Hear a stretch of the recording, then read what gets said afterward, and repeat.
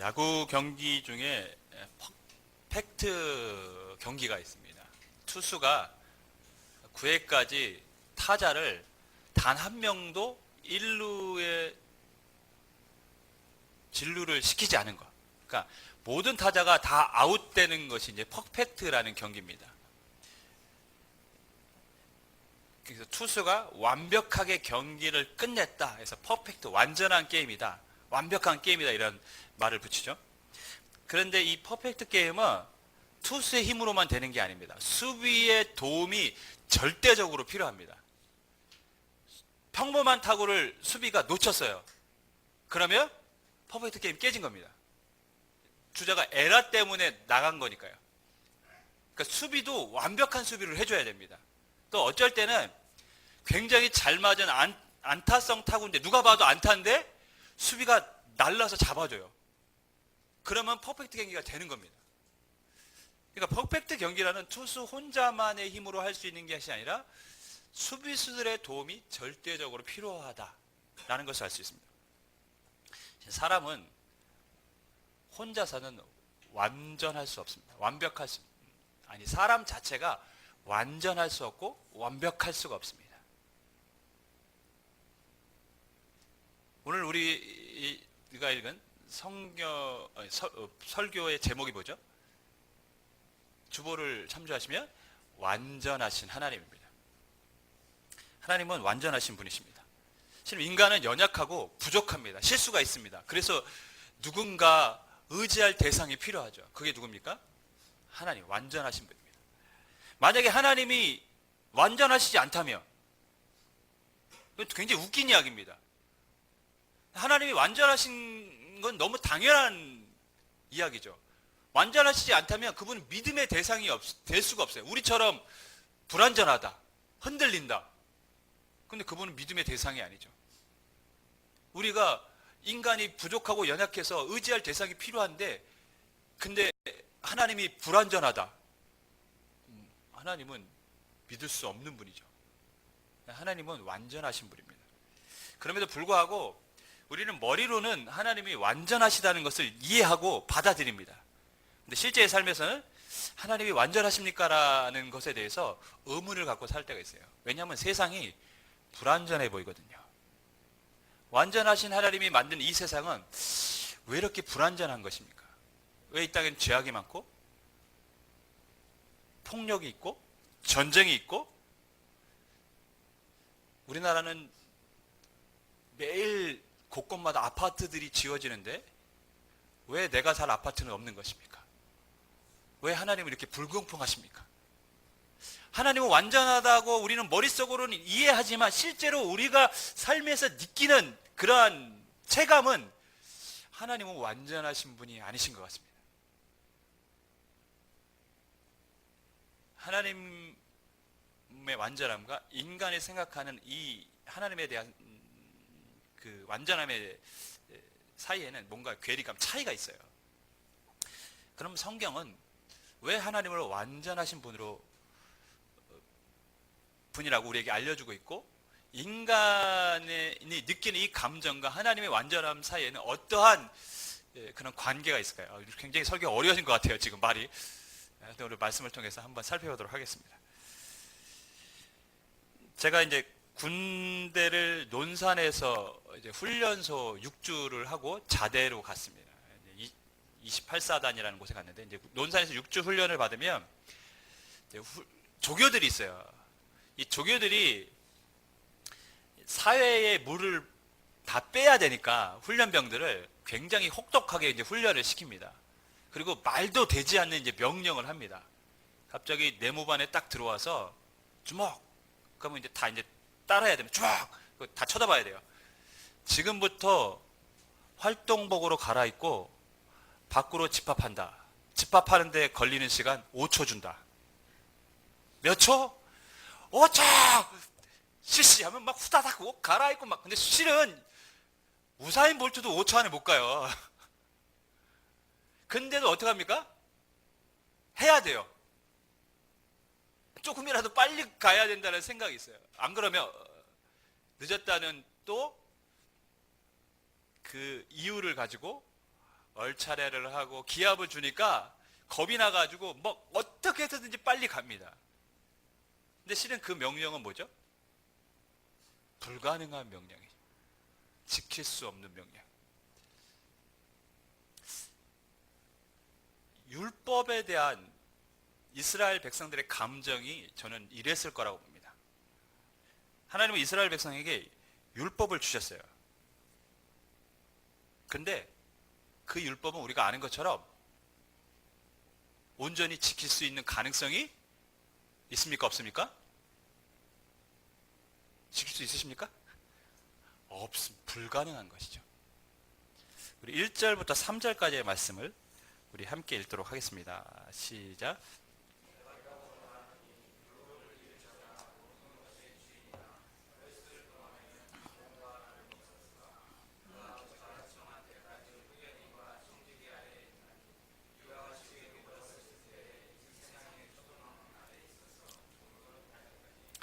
사도 바울은 율법과 이스라엘 백성들의 관계를 로마 시대에 있던 후견인, 청지기의 제도를 비유해서 설명을 합니다. 로마는 이제 3월 17일 날 성년식을 가족들 앞에서 치르고 그제서야 바로 이제 성인이 됩니다. 근데 그 전까지 아이는 후견인에게 맡겨지고 후견인이 양육을 합니다. 그리고 재산은 누가 관리하냐면 청지기가 관리를 해줍니다. 그리고 성인이 될 때야 재산을 인정받을 수 있고 또 만 25세가 돼야만 재산을 자신이 자기 마음대로 사용할 수가 있어요. 그 전까지는 후견인에게 교육을 받고 청지기에게 그 재산이 위탁이 됩니다. 청지기가 관리를 하게 되어 있습니다.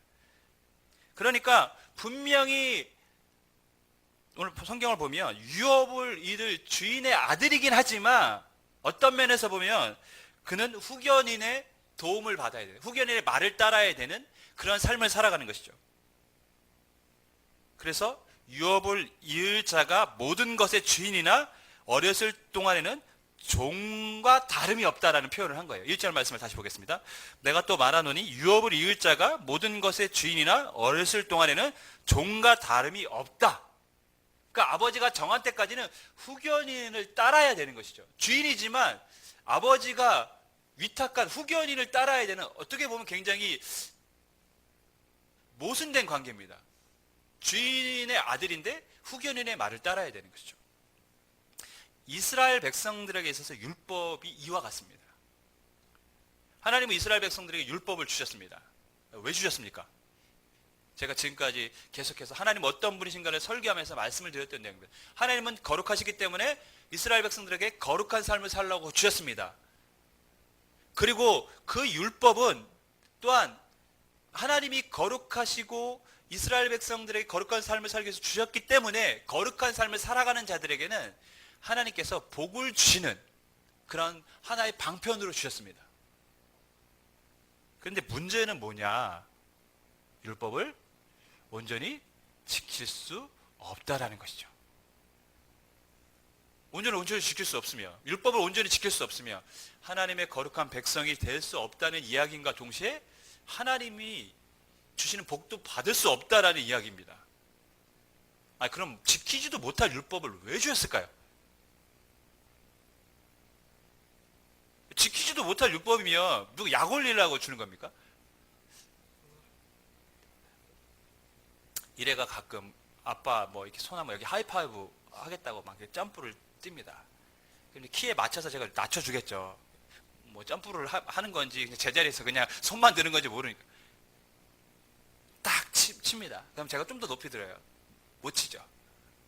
근데 만약에 제가 야 네가 여기 있는 거 이렇게 아빠 손뼉을 치면 네가 좋아하는 공주 선물 사줄게 해놓고서 까치까지 들고 이렇게 했다면 달 수 있습니까? 그러면 제가 지금 일에게 한 이 약속은 이거는 뭡니까? 주겠다는 겁니까? 안 주겠다는 겁니까? 안 주겠다는 거죠.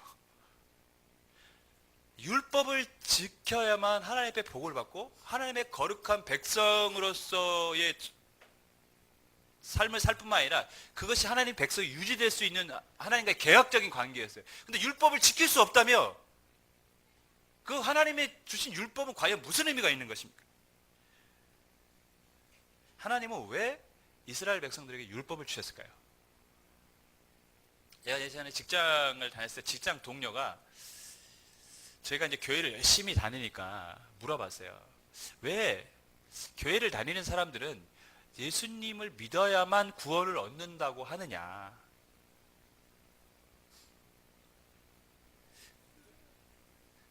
그래서 제가 이제 설명을 했죠. 인간은 다 죄인이고 하나님의 의가 필요하고 예수님을 믿는 사람들에게 하나님의 의를 주셨기 때문에 우리는 예수님을 믿을 때에만 하나님의 자녀가 되고 우리가 구원을 얻을 수 있다 얘기를 해줬어요. 그런데 고개를 끄덕입니다. 그런데 그러면서 하나 또 추가적인 질문. 그런데 왜 예수 믿는 사람들은 이게 못된 사람들이 많냐? 저 들고 한 건 아니에요. 저는 아닌데 자신이 이제 지켜보는 사람들 보면서 예수 믿는 사람들 중에서 잘못된 사람이 많은데 그건 왜 그러냐? 굉장히 대답하기 난처한 질문이었습니다. 근데 제가 인정했어요. 그렇다. 예수님을 믿는다고 다 죄를 안 짓고 완벽하게 살아가지 않는다. 사람은 여전히 죄인이고 죄를 저지를 수밖에 없는 존재들이라는 것이죠. 제가 말씀드리죠. 우리가 예수님을 믿는다고 예수님을 믿자마자 여기서 날개가 쫙 떠서 천사처럼 바뀌지 않습니다. 우리는 여전히 똑같은 성품을 갖고 이 땅을 살아가는 사람들. 그래서 우리는 죄를 저지를 수밖에 없어요. 그러면서 제가 이렇게 얘기했어요. 나도 여전히 죄인이다. 그래서 나는 뭘 깨닫냐면 나는 예수님이 필요한 사람이라는 걸 깨닫는다. 그래서 나는 절대적으로 예수님이 필요한 사람이다. 하나님이 왜 이스라엘 백성들에게 율법을 주셨을까요? 하나님은 율법을 지킬 수 없다라는 거 아셨습니다. 약 올리려고 주셨을까요? 아닙니다. 율법을 통해서 내가 율법을 지킬 수 없는 죄인이라는 사실을 깨닫길 원하셨습니다. 나는 율법을 지킬 수 없는 존재구나. 나는 하나님 앞에 죄인이구나. 그래서 누구를 찾게 만드신 겁니까? 예수님을 찾도록 하나님은 율법을 주신 것입니다. 그러니까 하나님은 모세 시대에 율법을 주셨지만 어느 때를 바라보고 있었습니까? 예수님 때까지 지금 바라보고 계시면서 율법을 이스라엘 백성에게 주신 것입니다. 너희가 율법을 지킬 수 없을 걸 내가 안다. 하지만 그 율법이 너희를 누구에게로 인도합니까? 그리스도께로 인도할 것이다. 구약의 이스라엘 백성들만을 위해서 주신 게 아니라 이 세상에 다가오는 모든 세대를 위해서 하나님은 이스라엘 백성들에게 먼저 율법을 주시고 우리가 죄인임을 깨닫게 하셨고 그래서 그리스도를 찾도록 하신 것입니다. 하나님의 계획은 어떻습니까? 완전하시죠. 하나님은 실수가 없으십니다. 어떤 사람은 율법 무용론을 얘기했습니다. 율법을 지킬 수 없는데 율법을 왜 주셨느냐? 그럼 율법은 쓸데없다 이제. 그게 아닌 것이죠. 우리는 율법을 통해서 그리스도를 만나게 되는 것입니다. 하나님의 계획은 완전하고 하나님은 실수가 없으신 분이십니다. 여러분, 요셉의 이야기를 우리가 알고 있습니다. 요셉이 애굽에 종으로 팔려갔습니다. 거기서 무엇이 되죠? 총리가 됩니다. 요셉이 종으로 끌려갔을 때만 해도 그의 인생은 그 상황 자체로 보면 그 시점에서 보면 완벽하게 실패한 인생입니다. 억울한 인생이고 비참한 삶을 살아가는 그런 인생이 되었습니다. 근데 그의 삶은 하나님의 완전한 계획 안에 있었음을 우리가 알 수 있습니다. 요셉은 총리가 됩니다. 총리가 될 수 있었던 이유는 무엇이죠? 여러분, 요셉은 왜 애굽에서 총리가 되었습니까? 꿈을 해석할 수 있는 아주 신적인 지혜가 있었기 때문입니다. 물론 하나님이 주신 것입니다. 그것은 우리가 보는 아주 중요한 이유 중에 하나이지만 숨겨진 또 다른 아주 중요한 이유가 있습니다. 그게 무엇이냐면 요셉이 셈족이기 때문이었습니다. 노아의 후손의 세 아들이 있습니다. 함, 셈, 야벳. 그 중에 요셉은 셈족입니다.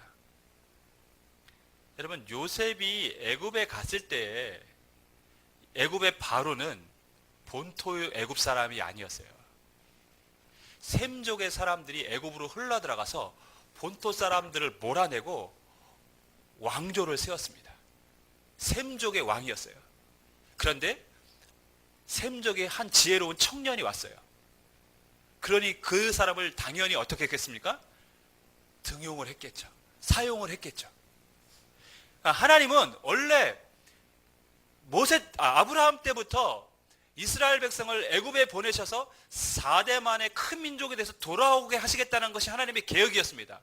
근데 하나님이 이 계획을 이루시기 위해서 요셉을 애굽에 보내셨을 뿐만 아니라 뭐라고 했습니까? 애굽의 정치적 상황을 만들어가고 계셨던 거예요. 총리가 될 수 있도록 셈족의 왕을 세우셨고, 그래서 애굽에서 총리가 되게 하셔서 야곱과 그의 모든 아들들이 애굽 땅에서 큰 민족을 이룰 수 있는 환경을 만들어 놓으셨던 것입니다. 보이지 않는 하나님의 손길이 역사 가운데 있었습니다. 하나님의 계획은 완전하십니다. 치밀하십니다. 실수가 없으십니다. 며칠 전에 세연이가 요셉 이야기를 하면서 아버지라고 안 해요. 아빠 이렇게 하겠죠. 아빠, 왜 요셉을 알지 못하는 왕이 있었고 그들은 왜 이스라엘 백성들을 박해했어요? 왜 중노동을 시키고 왜 태어난 남자아이들을 죽였을까요? 물어보는 거예요. 근데 제가 이거를 참 설명하기가 어려웠습니다. 근데 제가 설명해 줬어요. 요셉을 알지 못하는 왕이 어떤 왕인지 아십니까? 성경에는 요셉을 알지 못하는 왕이라고 되어 있지만 드디어 본토인이 다시 애굽의 왕이 된 것입니다. 셈족을 다시 몰아내고 본토인이 왕이 됐어요. 그러니 그들은 누구를 핍박하겠습니까? 셈족 출신들을 핍박할 수밖에 없는 것이죠.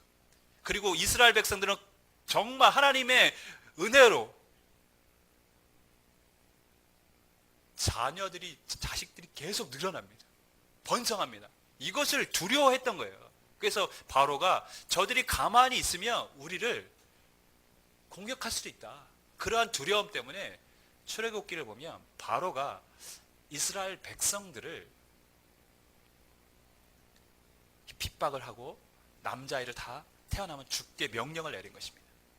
그럼 여기서 또 다른 하나님의 계획을 발견합니다. 하나님은 왜 그럼 이스라엘 백성들을 가나안 땅에 보내셔서 4대 만의 큰 민족에 대해서 돌아오시게 하시는데, 애굽에 보내셔서 가나안 땅으로 돌아오게 하시는데 왜 그럼 굳이 가나안 땅에서 번성케 하시 않고 애굽에 보내셨을까요? 이러한 질문을 우리가 또 던질 수 있겠죠. 하나님은 출애굽할 때 10번째 재앙이 뭡니까? 장자의 죽음입니다. 근데 그 죽음을 피할 수 있는 길이 뭐죠? 양의 피를 문설주에 바르는 것입니다. 그 피가 증거가 돼서 죽음을 모면할 수 있습니다. 왜 하나님은 이스라엘 백성을 굳이 애굽까지 보냈을까요? 구원이 어떻게 우리 가운데 주어지는지를 그들을 통해서 설명하기를 원하셨습니다. 양의 피를 통해서 우리가 구원을 받는 것입니다. 죽음을 모면할 수 있는 것이죠. 예수님이 이 땅에 오셨을 때 세례 요한이 그래서 예수님을 보면서 뭐라고 얘기했습니까? 보라, 세상 죄를 지고 가는 하나님의 어린 양이로다. 그리스도의 피로 우리가 구원받는다는 사실을 출애굽 사건을 통해서 모형으로 삼기를 원하셔서 하나님은 이스라엘 백성을 애굽에 보내셨고 애굽의 정치적 상황을 만들어 놓으셨고 또한 바로를 강팍하게 하셔서 10번째 재앙을 통해서 구원을 받도록 우리에게 그리스도의 구원의 모형을 삼고자 그들을 사용하셨던 것입니다. 하나님의 계획은 완전하고 치밀하십니다. 실수가 없으십니다. 여러분, 우리가 이 하나님을 믿을 수 있기를 주님의 이름으로 간절히 축원하겠습니다. 제가 직장을 다닐 때 첫 번째 직장에서 3개월 만에 자신 있게 사표를 던지고 나왔어요. 사직서 딱 던졌습니다. 왜냐하면 주일날 자꾸 출근하라고 해가지고 나 다닐 수 없어요 하고 딱 출근하고. 근데 그때까지만 해도 이제 혹이 있게 아주 자신만만하게 이제 퇴사를 했죠. 근데 그 다음부터 문제예요. 왜냐하면 다른 데 쉽게 갈 줄 알았는데, 뭐 기업 뭐 회사 아무데나 들어가면 되지, 큰 기업만 회사인가, 뭐 중소기업에라도 들어가면 되지, 이런 마음으로 솔직히 나왔어요. 근데 중소기업에 이력서를 넣는데 자꾸 떨어지는 거예요. 그럴 때부터 이제 뭔가 불안해지기 시작합니다. 이거 내가 잘못했나? 부모님한테는 뭐 걱정하지 말라고 얘기했지만 내 나름대로는 걱정을 좀 했어요. 근데 제가 원래 통신 분야에 관심이 있었고, 그래서 통신 회사들에게 이게 자꾸 지원을 했는데, 첫 번째 회사도 통신 분야고 지원 회사들이 거의 다 통신 분야입니다. TRS라는 이제 앞으로의 통신 분야가 제 나름대로는 전망이 있을 것 같아서 그것을 시작하는 중소기업에 제가 이력서를 냈어요. 저는 솔직히 당연히 될 줄 알았습니다. 왜냐? 저는 그보다 더 큰 기업에 있었기 때문에 뭐 이 정도야 뭐 당연히 되겠지 했는데 서류에서 탈락을 했어요. 멘붕이 왔습니다. 이게 뭐야? 그리고 6개월 동안 제가 지금 세대에 비교하면 6개월은 진짜 아무것도 아니지만 그 당시 6개월은 부모님한테 굉장히 죄송한 시간들이었어요. 눈치를 봐야 되는. 그런데 제가 나중에 이제 직장에 다시 들어갔을 때 제가 신앙생활 할 수 있는 가장 좋은 장소와 흔히 말해서 보직을 갖는 그런 곳에 제가 발령을 받았어요. 그리고 그 TRS 분야는 망했습니다. 제가 그것을 보면서 느낀 게 있었는데, 하나님은 나의 생각과는 다르구나. 저는 내 생각대로 진행돼야 된다고 생각하고, 그래야 뭔가 하나님이 나를 인도하시는 것이라고 믿고 있었는데, 그게 아니라 내 생각대로 되지 않았지만 하나님은 더 나를 완벽하게 인도하고 계십니다. 하나님은 우리보다 앞서가시고 우리의 더 먼 미래를 보고 계시는 분이십니다. 그래서 우리는 지금 현재 우리의 삶에 뭔가 불편함이 있고 뭔가 내 뜻대로 되지 않는다고 해도 낙심할 필요가 없어요. 왜냐하면 하나님은 완전하시기 때문에, 하나님은 실수가 없으시기 때문에 그분은 우리를 가장 좋은 길로 인도하여 주실 줄 믿습니다. 오늘 성경을 보면 4절 말씀을 우리 같이 읽습니다. 시작.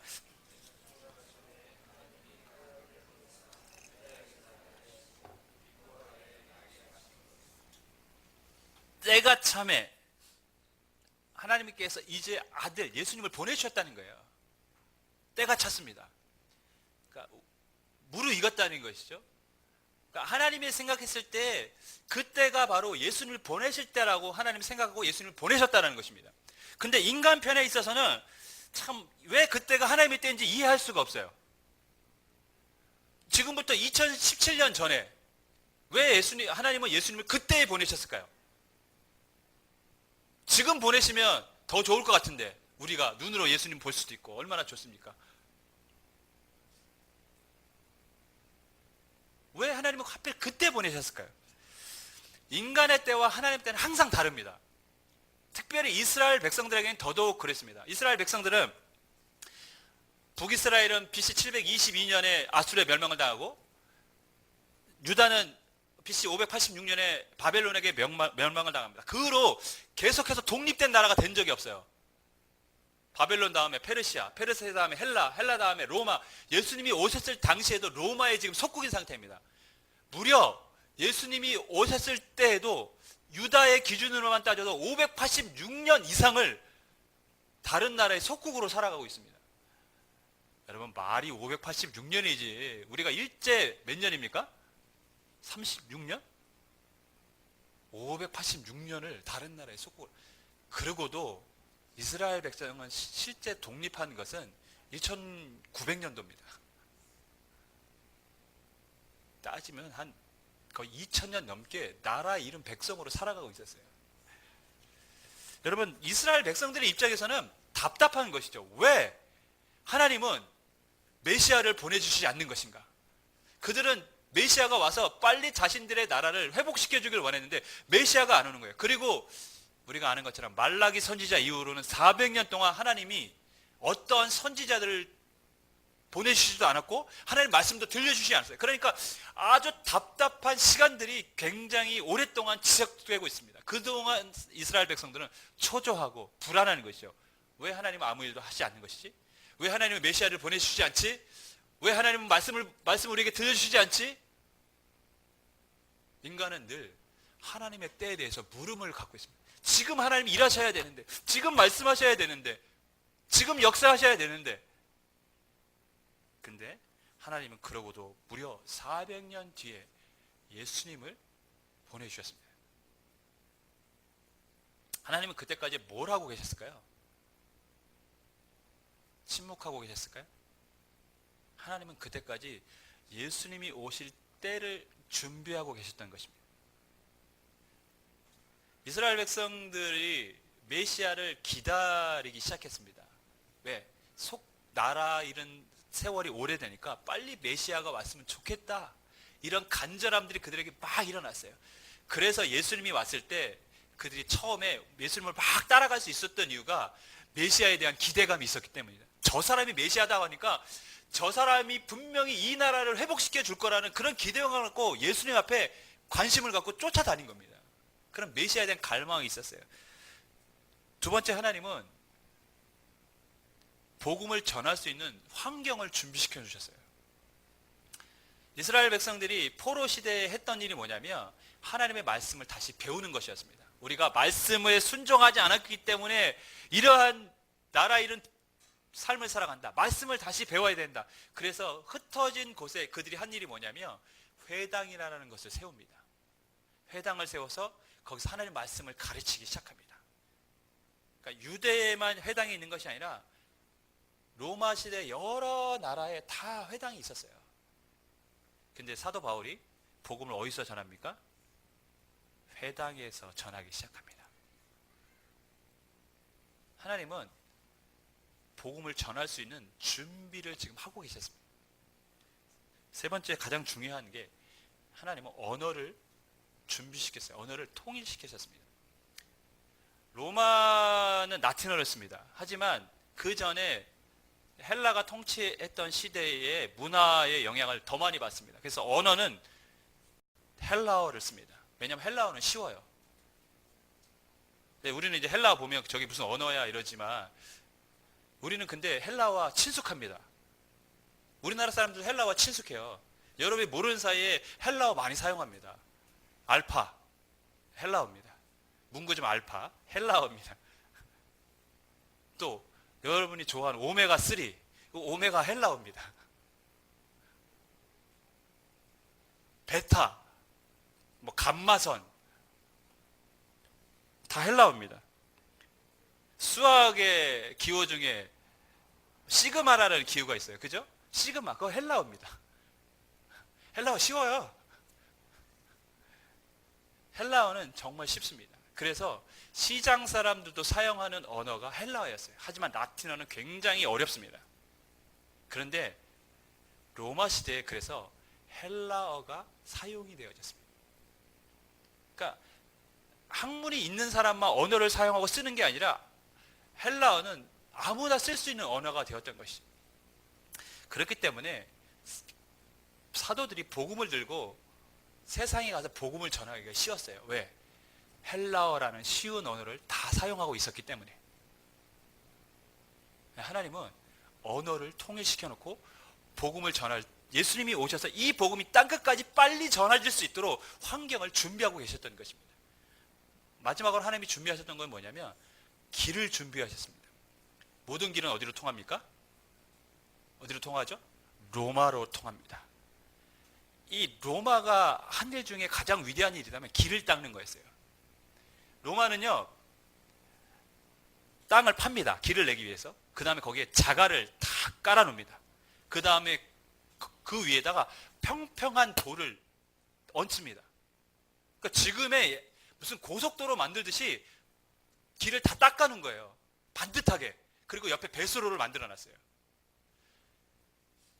여러분, 예수님도 오시기 전에 이러한 현대식 도로를 로마가 만들었어요. 근데 그들이 그렇게 도로를 만든 이유는 뭔지 아십니까? 점령지에 빨리 도착할 수 있도록. 그래서 모든 군사적인 체계를 원활하게 신속하게 처리할 수 있도록 길을 다 닦아놓은 거예요. 그래서 모든 길은 로마로 통한다는 말이 생긴 것입니다. 그런데 이제 로마가 세상을 거의 점령하고 나니까 그 길들이 어디에 사용됩니까? 사도들이 복음을 전하는데 아주 유용하게 사용해야 됩니다. 왜? 로마가 이미 길을 다 닦아놨으니까요. 그러니까 그 길을 따라서 복음을 들고 세상을 향해 나가는 것입니다. 하나님은 헬라, 로마의 통치를 받게 하셨고 그 나라들이 세상을 통치하도록 역사를 주장하셨습니다. 하지만 하나님은 그때 언어를 통일시키시고 길을 닦아내서 예수님이 오셨을 때 그 복음이 신속하게 전할 수 있도록 모든 상황을 준비시켜 놓았던 것이죠.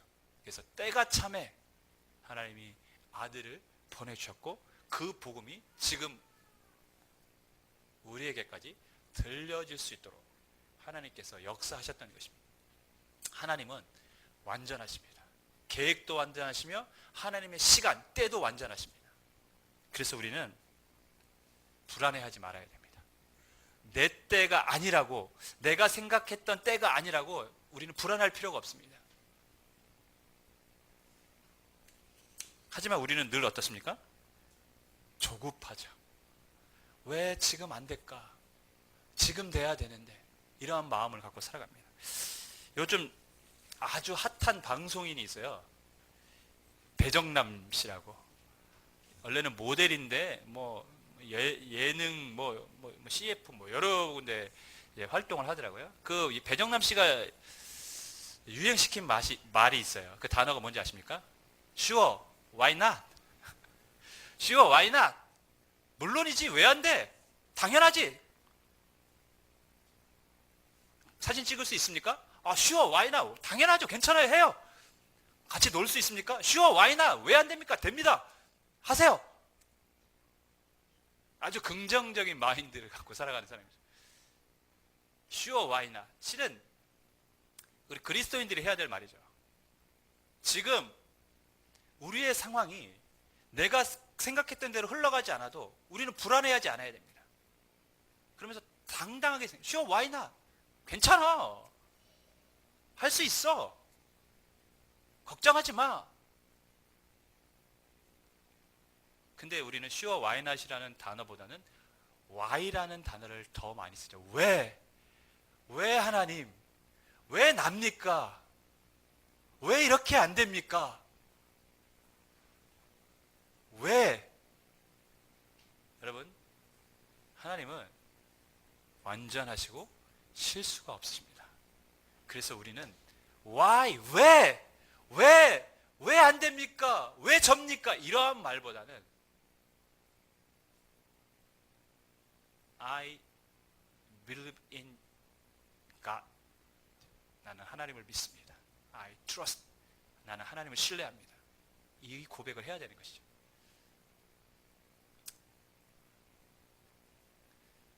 왜냐하면 하나님은 전능하시고 완전하시고 실수가 없으시고 우리보다 아주 더 정확한 계획으로 일하시며 아주 더 정확한 때를 갖고 일하고 계신 분이시기 때문입니다. 이 하나님이 우리가 믿는 하나님이며 저와 여러분의 하늘 아버지가 되시는 줄 믿습니다. 이 믿음 갖고 우리가 이 땅에 살아갈 수 있기를 주님으로 간절히 축원하겠습니다.